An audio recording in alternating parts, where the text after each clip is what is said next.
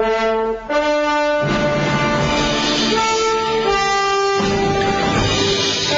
back to Shattering Myths. We have al-Rassooli with us for the next 30 minutes. We're going to talk about the effect, the consequence of Islam in a variety of different places around the world. Welcome to Shattering Myths. Good to have you back.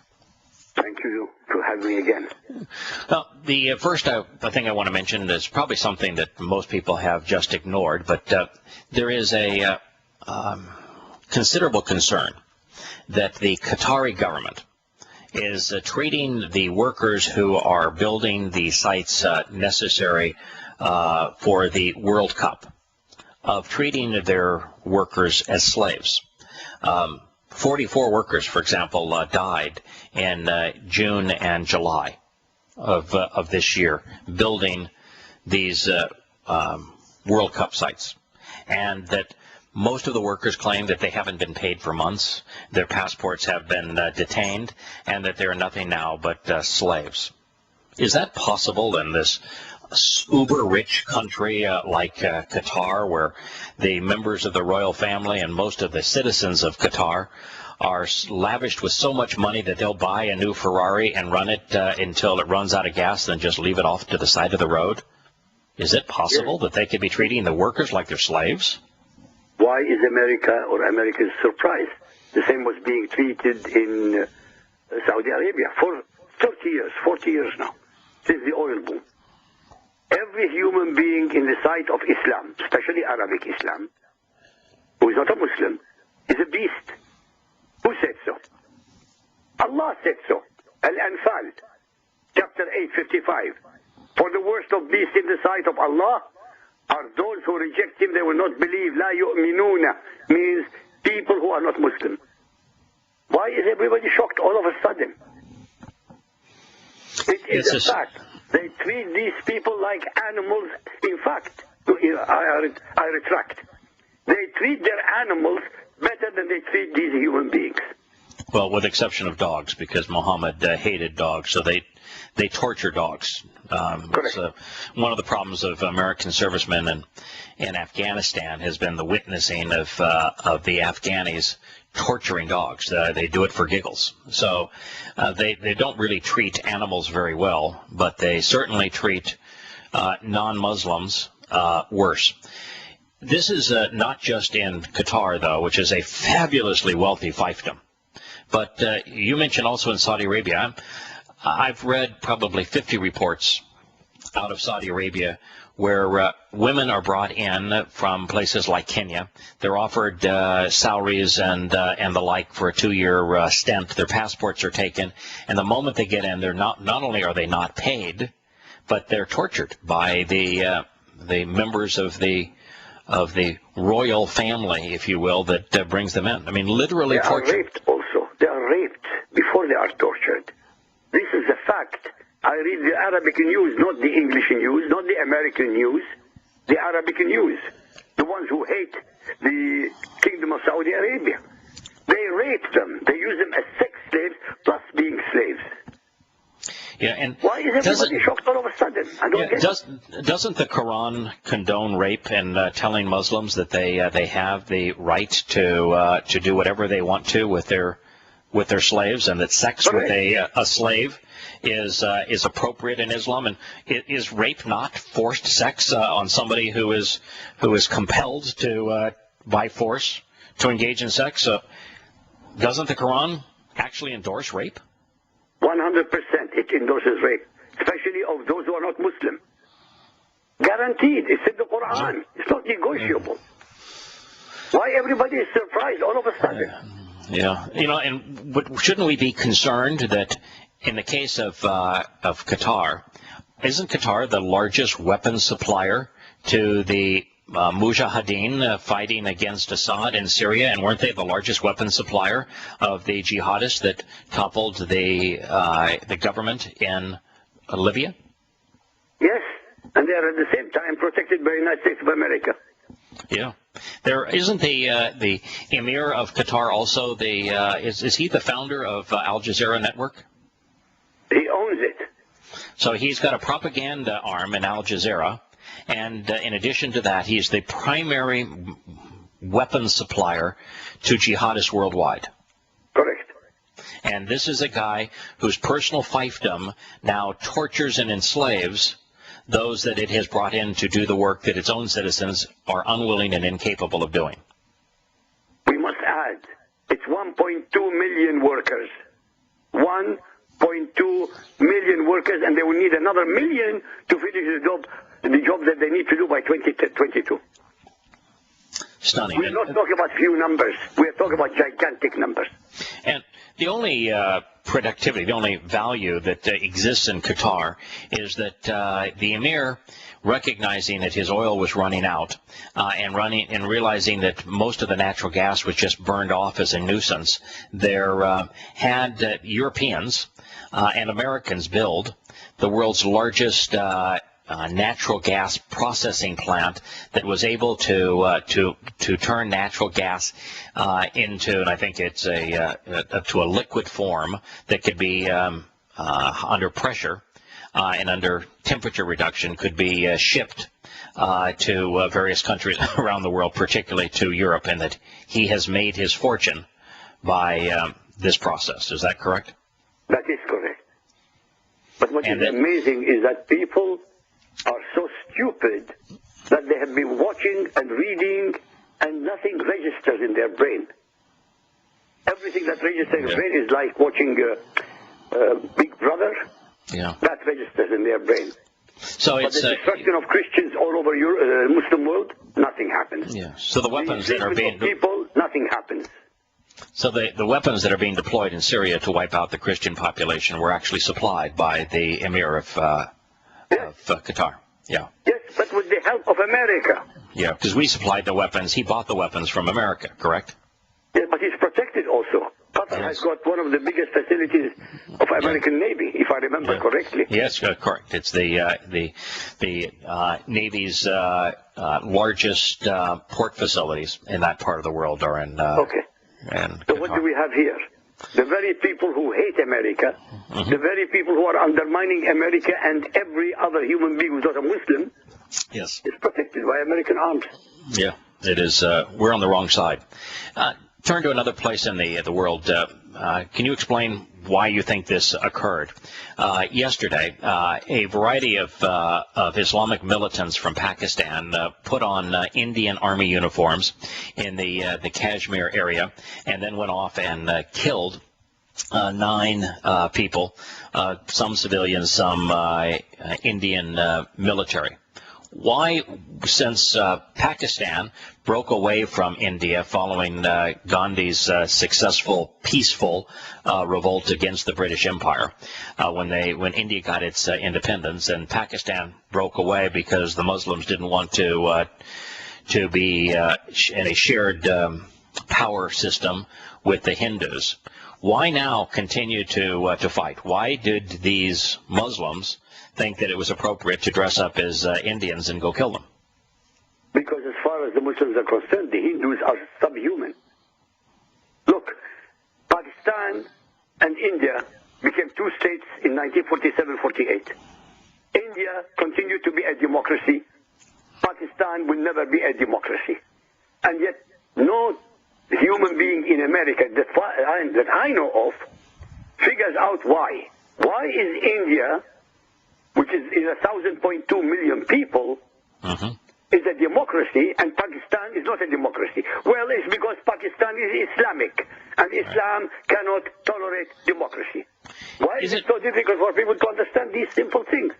It's true, if you were to break the Islamic world down at the moment, that the Saudi Arabians are the primary supplier of mosques for fundamentalist Muslims around the world, and therefore they fuel the ideology of Islamic jihad, and that the Qataris are the primary weapon suppliers for Islamic jihad, and the Pakistanis are the primary state sponsor of terrorist organizations. There's more terrorist organizations, Islamic terrorist organizations, sponsored by the Pakistani government than any other nation on earth. Are those 3 statements true? So you got the weapon supplier, the mujahideen supplier, and the mosque ideology supplier amongst those 3 countries. And these are only 3 out of 57. But And we're not those, counting the other remaining 54. but would my statement be reasonably accurate that if you were It to is take, accurate, okay, of course, of the 57, that the primary sponsor of mosques and therefore of fundamentalist Islamic jihadi ideology is Saudi Arabia, and that 100%. okay, and that the primary supplier of weapons now for jihadists worldwide is Qatar. Correct. And the one nation among the 57 that is the most prone to establish its own Islamic terrorist organizations for its own purpose, like, for example, the Taliban, is Pakistan. Correct. And yet, the American government that you have, and even the previous American government, they're comatose. They're completely dead. Brain dead. I'm not kidding with you. Now, would How it is be... it possible? Sorry, go on. Oh, no, I just want to make one conclusion here. You've already made it. I just like to reinforce it. So those are the 3 worst Islamic countries in the world in terms of jihadi ideology, jihadi weapons, and jihadi organizations themselves. Are those not the 3 nations in the Islamic world that the United States is closest to? Of course. Yes, I mean, this is the enigma. This is the dichotomy. Here you have America trying to say, and all the time saying, we are going to go against terrorism, we're going to stop terrorism, we're going to stop jihad. You can't. You're protecting them. You are nurturing them. Right. We're paying for them. How are you going to destroy them? Yeah, we're paying for them. We are we're uplifting them. We're protecting them. We are arming them. All of those things. A related item in the news, IQ, is that Syrians, by the hundreds of thousands, if not the millions, are fleeing the civil war in Syria that America started, and that the Qataris are fueling with their weapons, and that the Saudi Arabians are funding with their money. That war has caused hundreds of thousands, if not millions, of refugees. When the refugees in a war now that Qatar, the United States, and Saudi Arabia started, leave and they go into a country like Syria and Turkey, are the Syrians, are the Yemenis and the Saudi Arabians and the Jordanians and the Turks, are they embracing of these people? Are they doing anything to help them? They don't. Arabs never help another Muslim country. Arabs never help another Arab country. Arabs, with all their wealth, never help the Palestinians. You know what? The Arabs alone could have created Palestine and made it better than Israel. Do you know who supports the Palestinians? Americans and the West. Yeah, it's true. We'll return to Shattering Myths with IQ al-Rassooli and talk about this problem in a moment.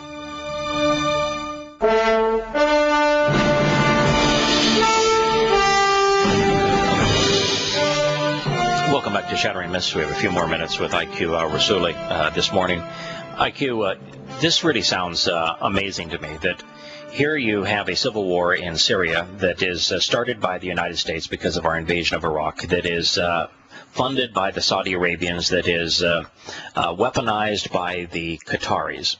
And you have millions of refugees now. They say that there's 250,000 refugees in Yemen, which is on the far side of Saudi Arabia. How is it possible that you could have these refugees begging in the streets with Saudi Arabia with this enormous amount of land, most of which is completely unoccupied, with all the wealth in the world? Why aren't the Saudi Arabians who are funding this war providing some relief for the people that they claim that they're arming jihadists on behalf of? Why isn't anybody, or why hasn't anybody asked the same question 60 years ago regarding the Palestinians? Yeah, why? it's the exact same question. The Arabs who created the Palestinian issue, they invaded Israel, they lost the war, the Palestinians paid the price, and they never helped them. Never. Only America. By the way, hundreds of billions of dollars. We're not talking about billions of dollars. In 65 years, hundreds of billions of dollars from America, from Europe, was spent on the Palestinians. Now, that's not to say that the mythical people known as the Palestinians, because there really is no such thing as a Palestinian, they're just Arab Muslims. That's not to say that the Saudi Arabians and the Kuwaitis and the Qataris don't provide something to them. They do. Weapons. That's really all. That's all they provide to them is weapons. But why is it with, for example, this is a related issue. Why is it then with the mythical people that call themselves the Palestinians, Arab Muslims, with Saudi Arabia having millions of square miles of land available, and some of the land, right there on the Gulf of Aqaba. I mean, some pretty nice pieces of land, huge swaths along the Red Sea. Why don't they establish a community? They could build, in fact, Egypt and the Sinai. Why don't they spread the people out, use the wealth of OPEC to build communities for these people, or they really have no interest in those people? It's just that they exist as a thorn in Israel's side, and if they continue to have a miserable existence, they can continue to use them as a thorn in Israel's side. That's exactly what you just said. I mean, I don't have to answer it. You said it. The only purpose of the existence of the Palestinians, the way they are in camps, is because the Arabs and the Muslims use it against America, against the conscience of Europe, and against Israel. Why is Europe guilty? Why are the Americans guilty? The Arabs who created the Palestinian issue. There was a two-state solution in 1947. There was. Now you're talking about it 65 years later, and Kerry wants to create another Palestinian state. But there was a two-state solution. The Jews accepted. The Arabs refused. They wanted to exterminate the Jews. They lost the war. Right. And every subsequent war since then. Europe, mostly Christian people who have been paying for the survival of the Palestinians, who are destroying Christian people. Right.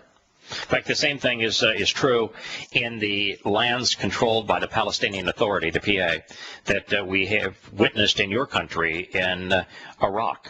Whereas Islam is given autonomy over those regions, the Christians have been annihilated. It used to be 20% Christian population in places like Bethlehem and in communities that are now controlled by the Palestinian Authority, and that number now is a fraction of 1%.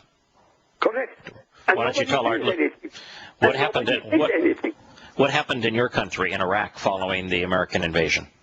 1.3 million in 2003, less than 200,000 today. It's an annihilation. It's genocide. It's genocide. Right. It is blatant genocide, and nobody calls it genocide. What happened about a month ago in the Syrian civil war? Once the Saudi Arabians decided that the Sunnis that they were arming were losing, and they hugely increased the quality and quantity of their weapons so that they had anti-aircraft and anti-tank and anti-personnel weapons. What was the first community assaulted in Syria once the Mujahideen there were more aggressively armed by the Qataris and the Saudis? Christian. It was a Christian community. It was a Christian village. Yes, and what they did is said, you'll either convert to Islam or we will cut off your head, correct? That's exactly what they did. And what was the first thing that the Muslims in Egypt did once they gained control of power in Egypt? What was the first community they attacked? The destruction of the Coptic Christians. And who funds the Egyptians' ability to do that? America. Yeah. We are part of the problem. We are not part of the solution. Yep. I will see you, God willing, next week. Thank you. And IQ has another interview to do at this time. Godspeed. Thank you.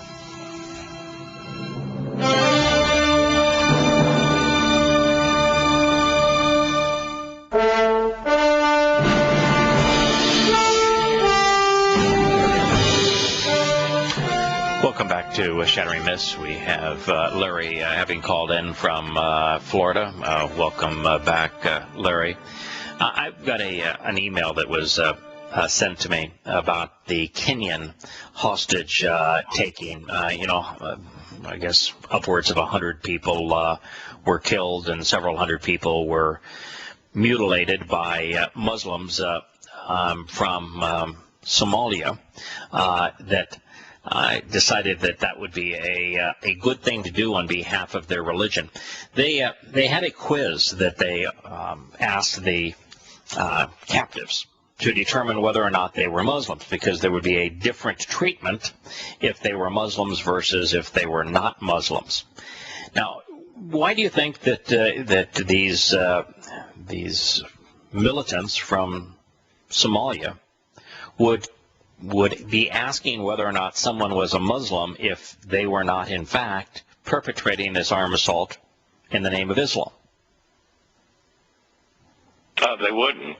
No. I mean, but so does one really have to have an investigation to figure out who did this when the group that did it claimed credit for it, and that their means of determining whether a hostage was killed or mutilated or set free was whether or not they could answer a question to prove whether or not they were Muslim. The question happened to be, what was the name of Muhammad's mother? Well, you know what?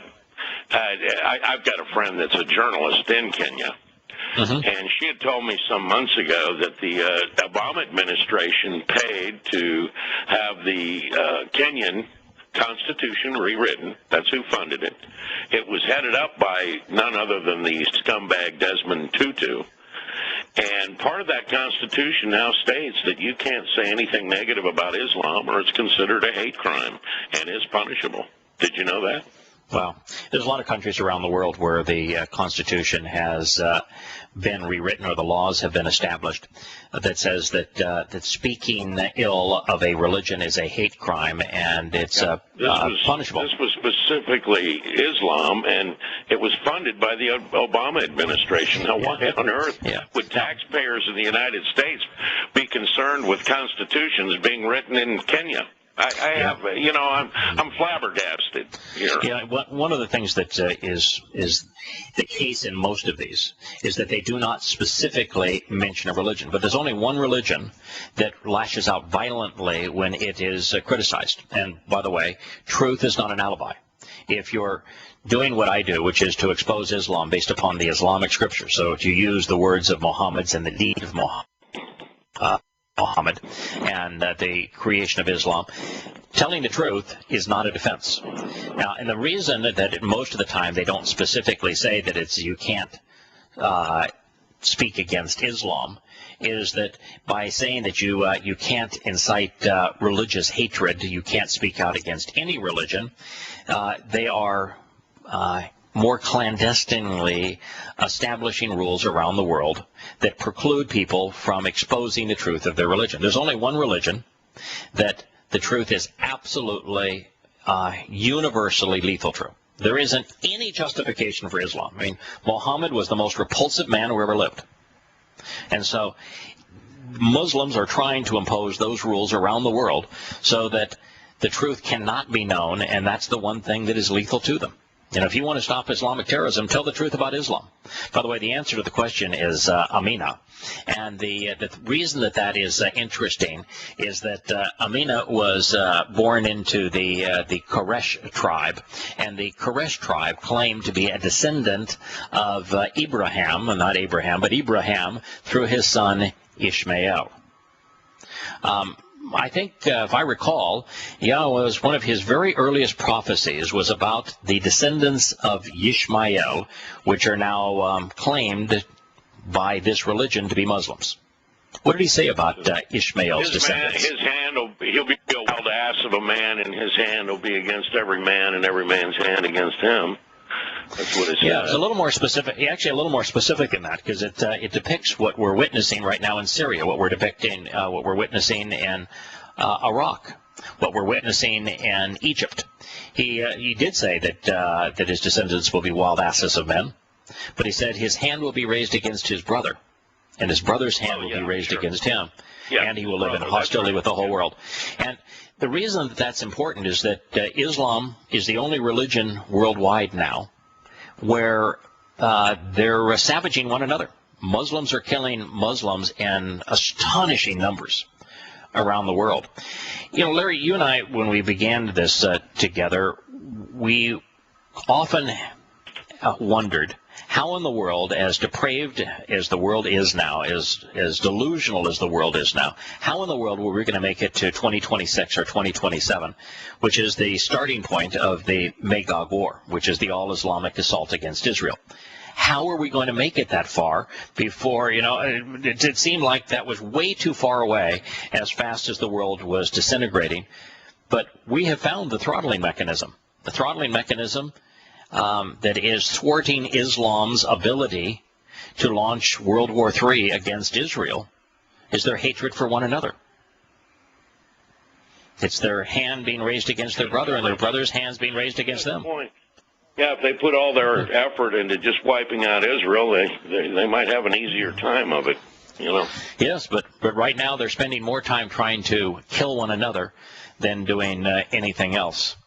The news out of Syria is quite interesting.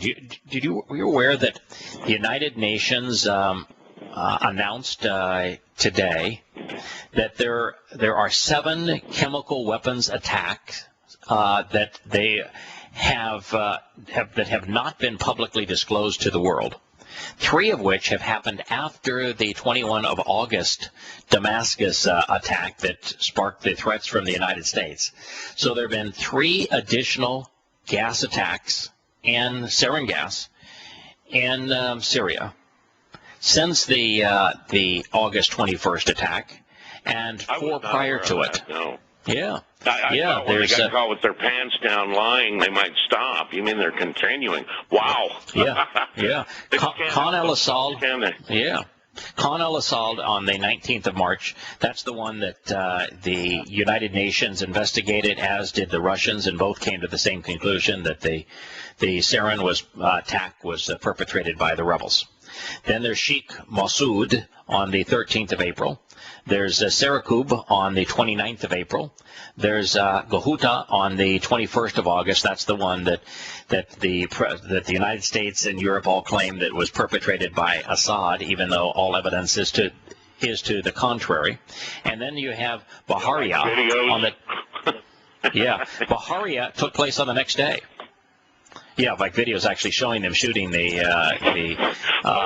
projectiles. Posted before the world knew it. That's correct. Posted before the world knew it. But taken down by the United States government. Baharia on the 22nd of August, the following day. Jobar on the 24th of August. And Ashirfia on the 25th of August. All chemical assaults. And not a word about a red line here. Nothing else to be said. It is so obvious that the rebels gassed their own people for the express purpose of encouraging the United States to send them more weapons, which we're doing, and to bomb Damascus, engaging in the war that they were losing. There we have Jason calling in from Toronto, who wants to add to the story of peaceful Muslims acting lovingly towards the world.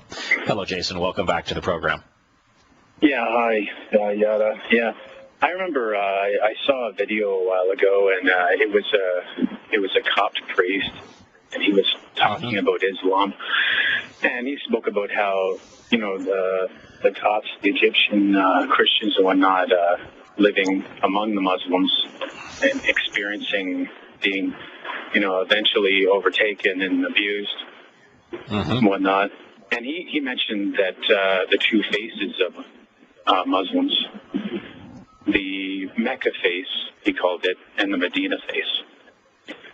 I was wondering if you could elaborate on that, because, I don't think I've worked beside Muslims, and, it's, I remember the one guy I spoke to, he mentioned, he didn't like music, and I didn't really catch on to that at first. But after I learned more about Muhammad, I saw where it was going, and you got to wonder, if these guys are given the opportunity, what makes you think, if they're learning that they're superior and that they're victims, every single Friday, what makes you think that they're not going to take that opportunity? I'm not speaking directly, but... Yeah. Let me speak of the 2 different faces, and then we'll speak about what is likely to occur. The 2 faces are when most of the Quran was revealed in Mecca. and during a time that Muhammad got fewer than 70 converts to his new religion. He just was not credible. And he had no ability to fight anyone. And so in Mecca, all you have is animosity. I call it the never-ending argument. Most of the Meccan verses are the Quraysh tribe telling Muhammad that you're demon-possessed, you're a lying fool, that you're an absolute scum of a person, and that you're not speaking for God, and that you have absolutely no credibility. And then Muhammad claims in his Quran that Allah responded by saying that the Quraysh were lying and they had no rights, and that he was personally going to attend to their torture in hell, and then describes those tortures. But there is actually no violence. There's just threats of future violence in hell. That's the Mecca face. Muhammad then was booted out of Mecca in shame following the satanic verses and following his imaginary wild ass ride to Jerusalem. The combination of those things got him thrown out of Mecca as a laughingstock.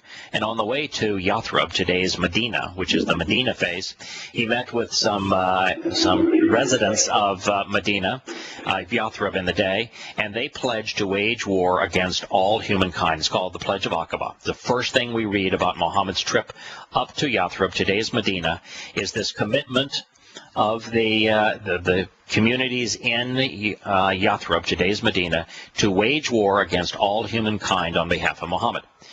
Every Quran surah that is then revealed in Yathrib, today's Medina, focuses on one of two things, and the subject completely changes. It's one of two things. It's either focusing expressly on jihad and using weapons to terrorize everyone who isn't a Muslim, or it's focused on creating hatred between initially the Jews so that they become easier prey, and then once they've been overhunted, on the Christians. So the Yathrib Medina face of Islam is the face of terrorism, where the Meccan face of Islam is one of rage and animosity that leads to terrorism. We'll be back with Shattering Myths after the commercial break.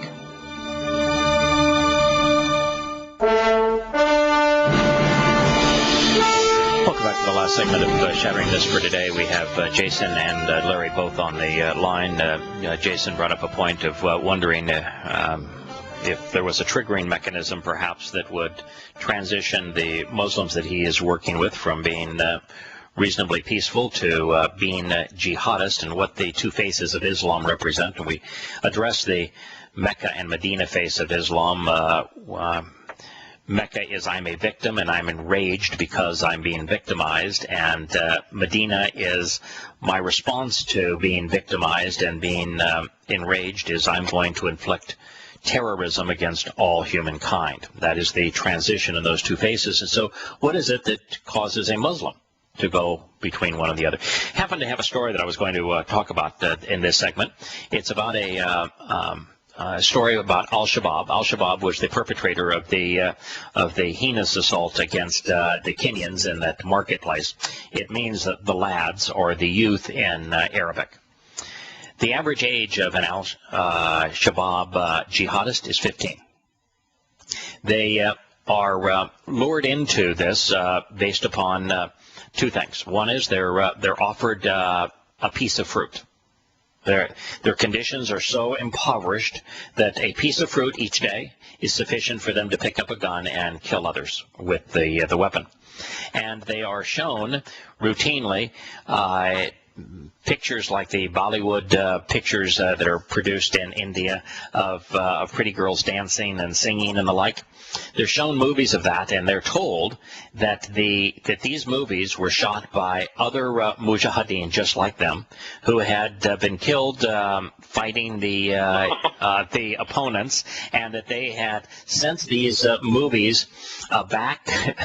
Now, why they were written, and produced it. Messengers. Yeah, why they were speaking in I forgot what the language is of in India, but that they were not speaking Arabic. But nonetheless, they were brought back by a supernatural messenger to show them what the brothel that Allah had prepared for them was like, where they would have their 72 virgins. And so The only thing that was required to take a boy that was, grown up in the culture of Islam into a jihadist willing to shoot and kill innocent people was a piece of fruit and a film promise of you're going to have virgins in paradise. It really is the gang mentality that we witness in so many other situations where young boys and girls, apart from a gang, wouldn't go and spray bullets into a park, but as part of a gang, they'll do so, as we witnessed here in Chicago about a week ago. And so the only thing about those who you are working with that are claimed to be Muslims is that, they're going through the motions. They're probably bad Muslims. They probably know very little about Muhammad and who he really was, or the fact that Muhammad was a terrorist. And, they're just going to kind of go about their lives unless they're in the kind of environment where the survival instinct kicks in. You're told, I'll feed you if you pick up a gun, and as part of the group mentality, the gang mentality, let's go off and be jihadists so that we can earn and express tickets to Allah's paradise. It's a very small trigger that needs to be pulled to transition from enraged victim to jihadist warrior, the two faces of Islam. Does that help answer the question, Jason? Yeah, I would only add that maybe it would be just the opportunity to complete their ambitions. So if they ever had the opportunity to just seize power, and like if there was a majority of them, that they wouldn't have to necessarily be be scared of survival, but they would just turn on the people they live with and try to make it all Islamic. Yeah, let's speak about opportunity. In the 57 Islamic states, they're the hellholes of the world. They're violent to a fault. There's no life worth living in any of those countries. So where they are the majority, they have the opportunity to impose Islam, and life becomes a living hell. And then thanks to the United States and to Western Europe, who funds Islamic jihadism, we have enabled them to export their terror-based religion around the world, and we witness the consequence of it every day. Yep, thanks. Opportunity is the only thing that a Muslim lacks, and understand that the Muslims who act out in as terrorists have not corrupted their religion. They're not extremists. They're all fundamentalists. It is impossible to be a good Muslim and not be a terrorist according to the Quran. Larry, Jason, I want to thank both of you for calling in. I want to thank, of course, IQ al-Rassooli for his insights into Islam. It is a religion that we either confront and understand and use our words to explain why it should not be tolerated, or it will destroy everything that we love and everyone that we love. I'm Yahowah. Look forward to being with you next week.